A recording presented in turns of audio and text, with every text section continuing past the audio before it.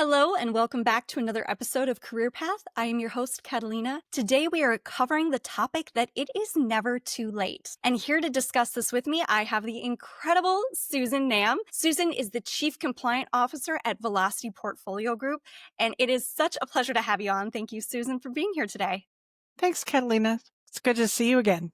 It is great to see you again. So for those of you who don't know how I know Susan, we originally got to know each other when you first became a client of ours, but that was all through email. It was like e-meeting. I didn't get to know you in person until the ACA annual event in, oh my gosh, where was it? I want to say San Antonio. We I were was in in Louisville, Louisville. yes. San Antonio was the last event I went to, Louisville, Kentucky.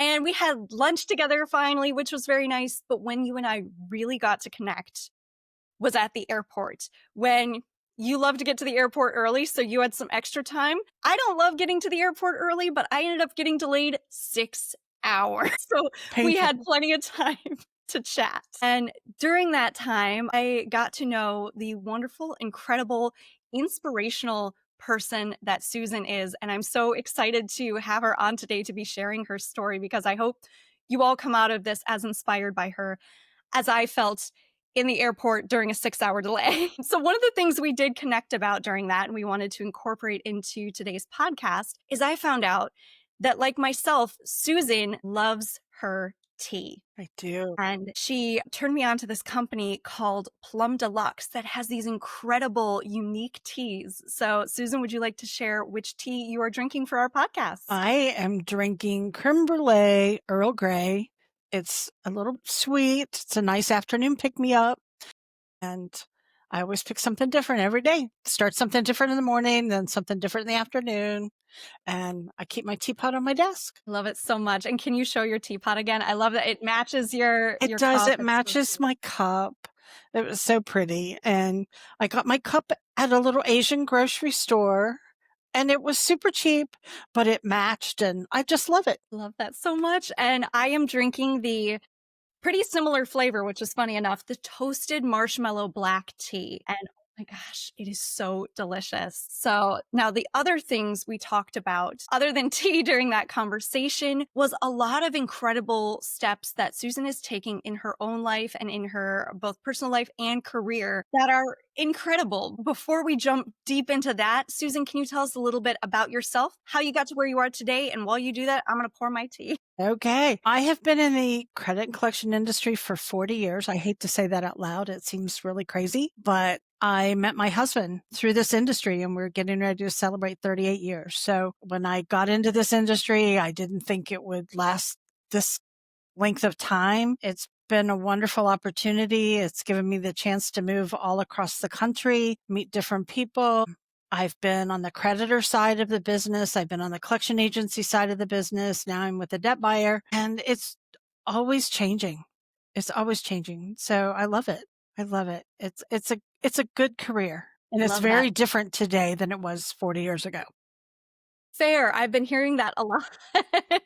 Yeah, the travel and the different people you get to meet. And I've said this in plenty of podcasts, and I'll say it again. This is an incredibly friendly industry. Yes. Like, people are so kind and so down to earth, and I love that so much about it. I think that is one of the things that it is very special about this industry. I mean, we all have the special things that we do that make our company special. But at the end of the day, we are willing to help each other and share information. We all want to do the right thing, and we want to be efficient, and we want to be compliant. And I love that people are willing to share and help each other. Agreed. Absolutely. And now let's dive into some of the incredible things that you have been up to, Susan. Starting with the fact that, oh my goodness, my cat just joined me. If you saw that. Aw, Excuse me. He loves hopping up when he knows I'm on camera. So aw, this is Tigger, everyone. Tigger. Um, so, Susan, you told me that last December in 2024, you graduated with your bachelor's degree. Can you talk a little bit about that? I did. When I got married, I was in the middle of going to school. And so I dropped out to move cross country and get married. And then we had children. And I never got the opportunity to go back to school. So all of the kids have been gone for a while and it was on my bucket list. Mhm. So I'm really proud that I'm a first generation college student, even at my age. I was really fortunate to be able to have the opportunity to do it. I love learning and now I'm back in school for my master's. So that is super exciting. Not everybody understands that, how much I love it, but I'm in a master's in the study of law. So it's a focus on financial services regulatory compliance. So it's right up my alley. And I think it'll be really beneficial. And I'm very thankful. I have some great mentors in the industry that have been very encouraging. And Velocity has been very encouraging. Our outside counsel, just people that I know have been really encouraging. So it makes it a little bit easier on the hard days. Absolutely, and what an incredible accomplishment, not only to go back to school, because not everybody does that. No matter what their age is, to go back is a huge lift, but on top of that, to be the first in your family. That's so huge. That's incredible. Now, what inspired you to return to school at this particular stage? I think it was several things. I had gotten to a point in my life where I had the time to do it. Even though it's a full-time program, I did it at night on the weekends, but I got inspiration. My dad was able to see me start school. He was so supportive. So I know he would be super, super proud. He was super proud that I was working towards it. And then my daughter, she was a hospice nurse for a while and the stories that she would tell. And when my dad passed away, he was very content with his life. And he said, I've lived a good life. I'm, 83 years old. I've lived a good life and I'm good. And I'm thinking, you're never too old. You're just never too old to do things that are on your bucket list. And so I just kept at it and slogged away and got my degree and I'm And you're really not stopping. You're going for the no, next step. no. I spend a lot of time reading, going through highlighters, pens, notebooks, but I love it. I really do love it. And one of the things we talked about, Catalina, is when my dad passed away, my sister-in-law, and you can't really see it, but behind me is a quilt that she made of my dad's shirts. And so for me, every day when I walk into my office and this is on the back of my chair, it's like a little hug from my dad, an encouragement from him to just keep going and just keep living your life, keep moving forward. And so I have that little reminder every day and Yeah, your dad literally has got your back. he has my back every day. Beautiful. Yeah. So would you say that that is the onset not only of the inspiration to go back to school, but just of this mindset in general is the combination of your father's support and your daughter's stories from being a hospice nurse? Yeah, I think that was definitely it. I mean, I've always been a planner and tried to be an achiever, but it was on my bucket list. And I'm like, I want to cross this off my bucket list. I want to be able to finish this. And it was hard trying to get back into the routine of studying and making time every night. And thankfully I have a very supportive husband and family that I work all day and then I'm back in my office at night doing schoolwork. And they were really supportive of my dream and very proud. And it was for me. It was to fulfill a dream for me, not for my kids, but maybe in a way to set an example for them that Mm, it doesn't matter where you start. It's you keep going. Every day is a new chance to do something yes. new, do something different. It doesn't matter how old you are. I'm 62 years old. I mean, at this age, people are usually done with school. They're done with school. Yes, They're looking towards retirement. And I feel like it keeps me young. I I think it love keeps that. me young. So yeah, I think it is just something to help me move forward every day. Just setting Yes. a new goal and doing something new every day, learning something new. What you said really reminds me of the quote, and I'm going to paraphrase it because I can't remember it exactly, but it's something along the lines of the best time to plant a tree was 10 years ago, but the next best time is right now. Today. Yeah, today, right now, get it done. And I think about that quote semi regularly because there is a lot of times where I'm like, oh, is it too late for this? Is it too late for that? And it's like, just do it now. Just Yeah. start. I wrote down a quote, and I've heard this a lot, but this is C.S. Lewis quote. You can't go back and change the beginning, but you can start where you are and change the ending. Yes. And so no matter Absolutely. where you are, and it doesn't have to be a big change. I mean, it just one thing. If you can just change one thing, do something different Mhm. every day. It keeps you Absolutely. growing.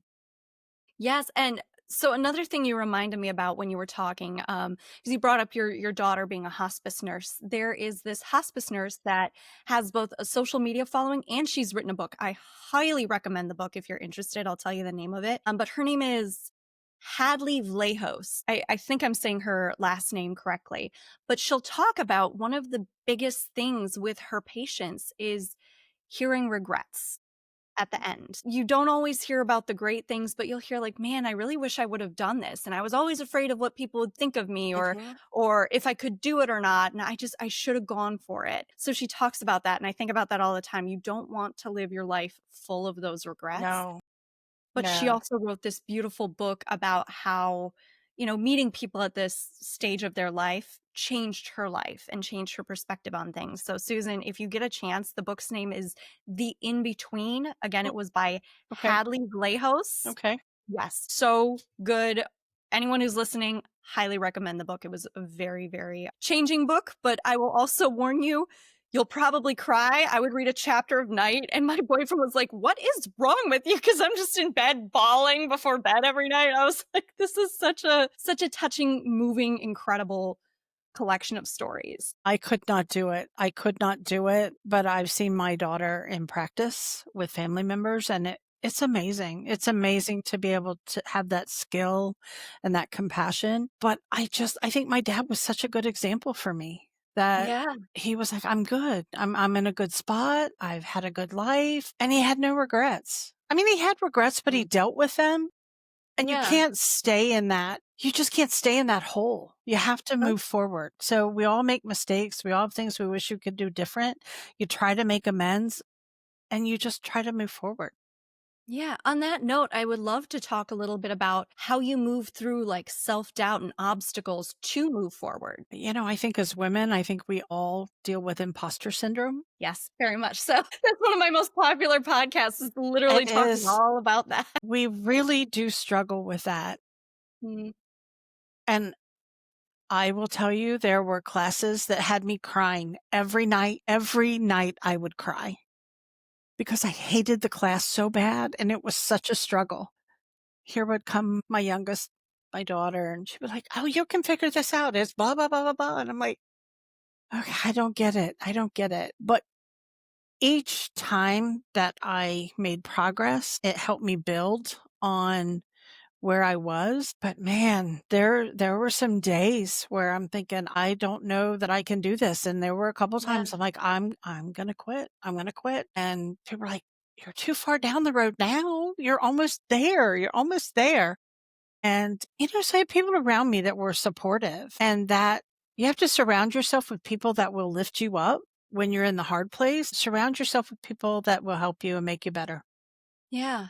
So it sounds like it's a combination of that support group, as well as those small wins that you mentioned, and paying attention to you're saying, "I don't know if I can reach the summit of this mountain," and your daughter's like, "Look at how high up the mountain you already are. You're almost to the top. You can't stop now." Yeah. Paying attention to how far you've come, and I personally struggle with that so much, feeling like, oh, I can't reach it." And I ignore the fact that I've done so much already to get to where I am today. And I feel like a lot of people, especially with the imposter syndrome, do that. We undercut ourselves and don't pay attention to all of the wins and all of the triumphs that have gotten us where we are today. Yeah. We're so focused on the minute and the immediacy of things Mm, that sometimes it just really helps. And I think one of the things that I do a lot is I write down what I did during the day. So it's not sure. really a journal, but in my calendar, my planner,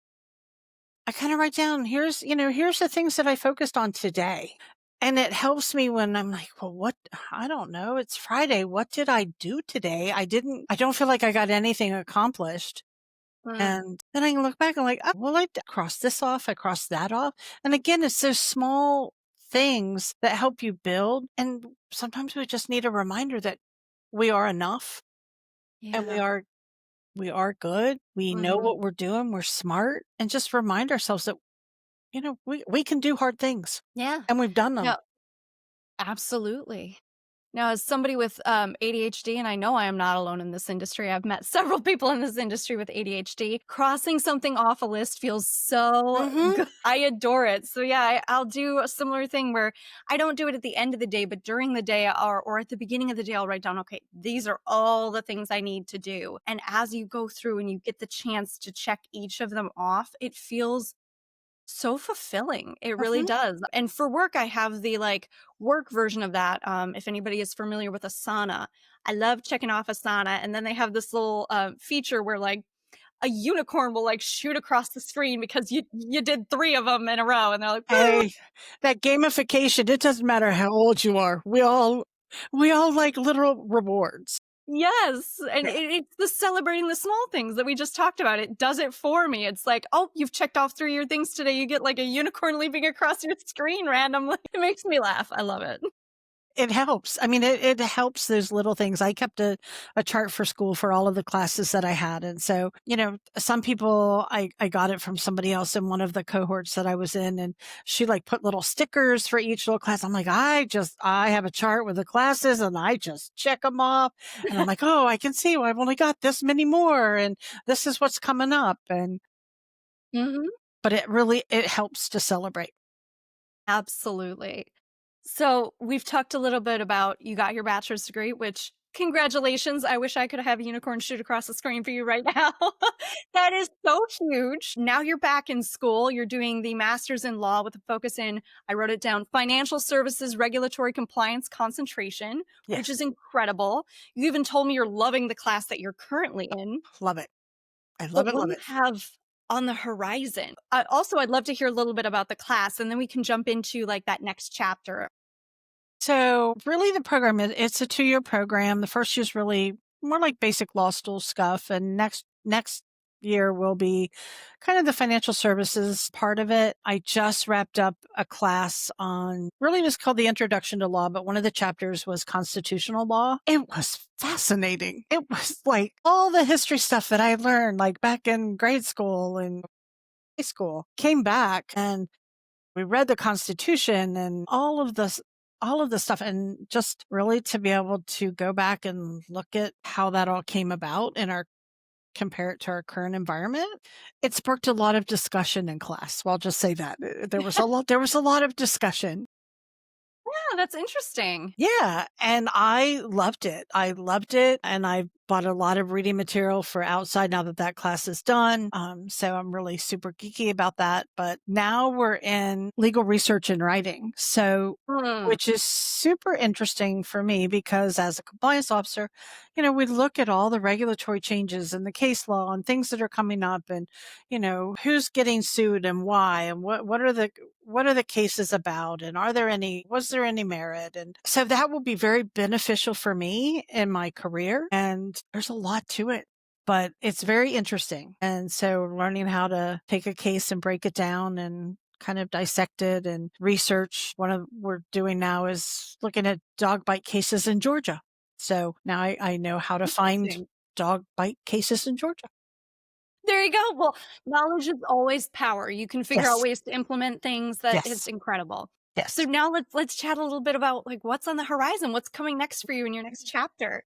Well, for work, and compliance, there's always something new on the horizon. Mhm.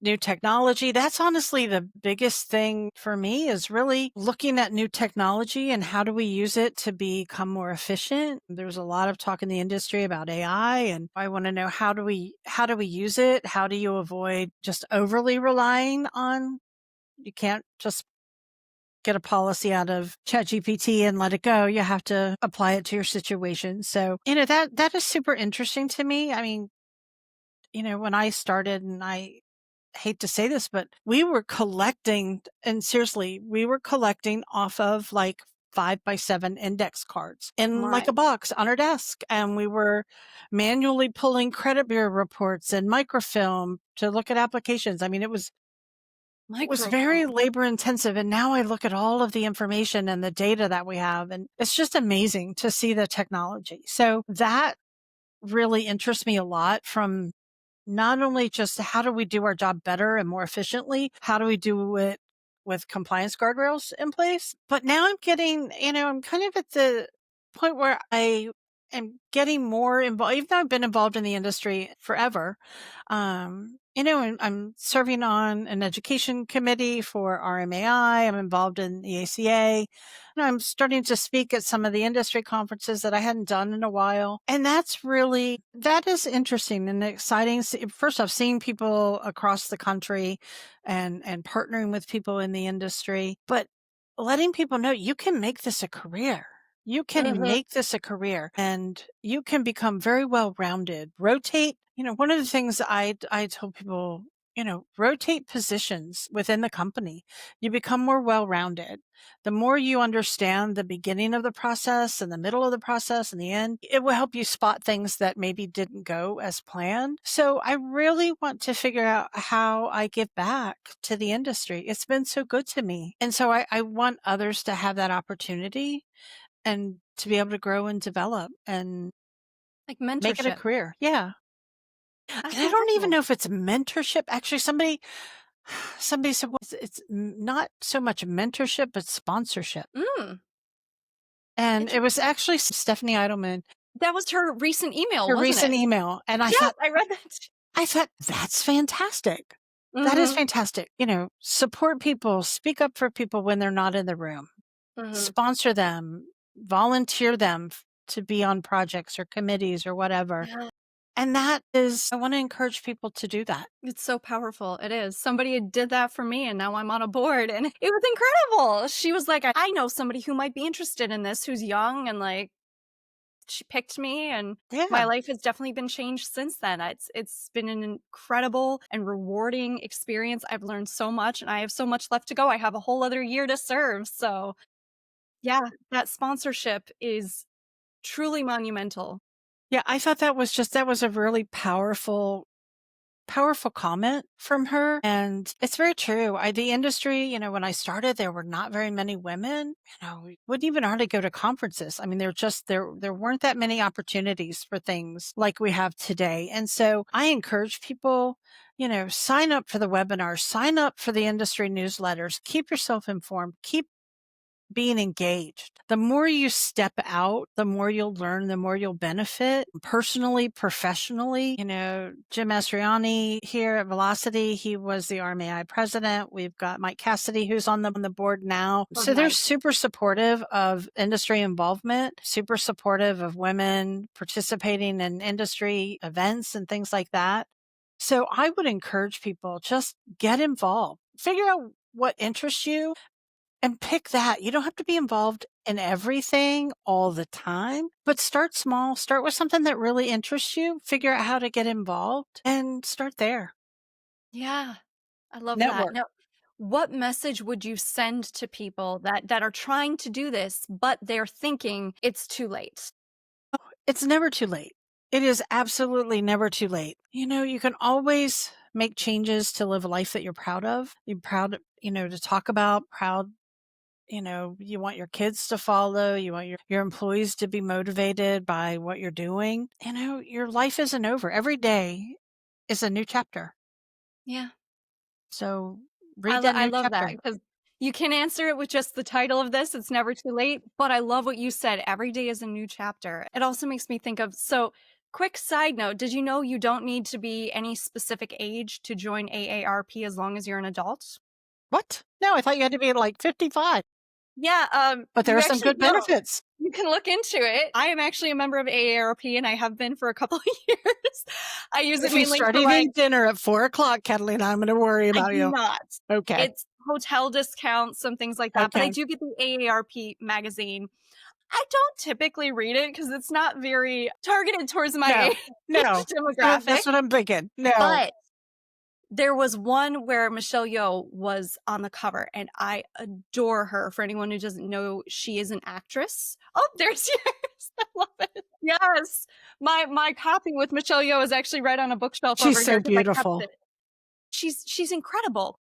And I read her entire story in that book or in that magazine, and it was almost like exactly what we're talking about too. It's never too late. She talked about her career trajectory and how she got to where she is today, and she's something like 66, 67, and she said something like, quote, "My life is just getting started." She just got married. She just won a huge acting award. I don't remember which one it was because there's so many different ones.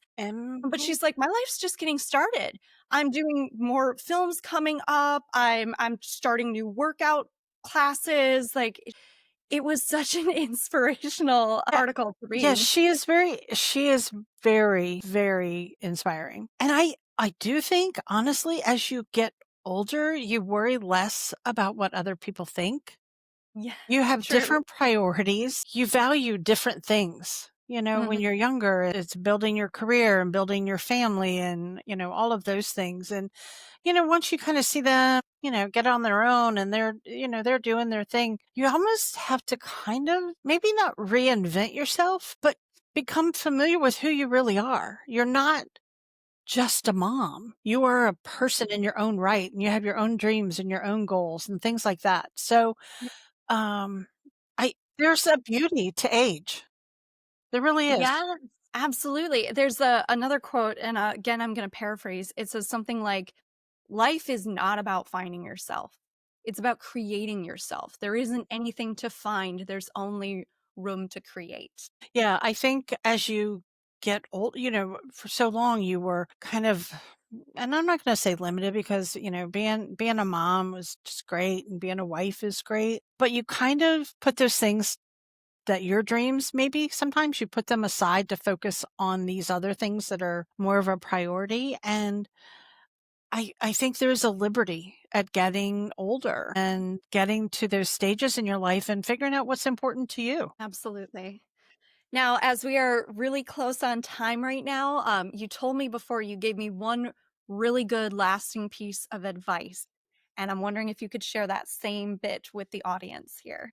Oh, well, that is my mantra. Never stop learning. Every day, learn something new every day, whether it's, in the industry, it's, out in the world, figuring out where you want to travel and learning about a new place. It keeps you engaged, it keeps your mind young, broadening your horizons. Always read. My dad, until he was, right before he died, he was a big reader, which he became a big reader later in life. And, I spend a lot of time reading for work, but I also read for pleasure. So learn something new every day. Keeps you young. I love that. Thank you so much, Susan. And thank you so much Thank you. for coming on today and being such an incredible, inspirational story to everyone. I appreciate you so much. Oh, thank you so much for inviting me. My pleasure. To anyone who hasn't met her but wants to connect, check out Susan on LinkedIn. If you have any questions, comments, or an episode idea that you want to hear us try to cover, please leave it in the comments below. We will do our best to get to all of them. Otherwise, we will see you in our next episode, and I'm going to cheers you off with my tea today. Bye, everyone. Bye.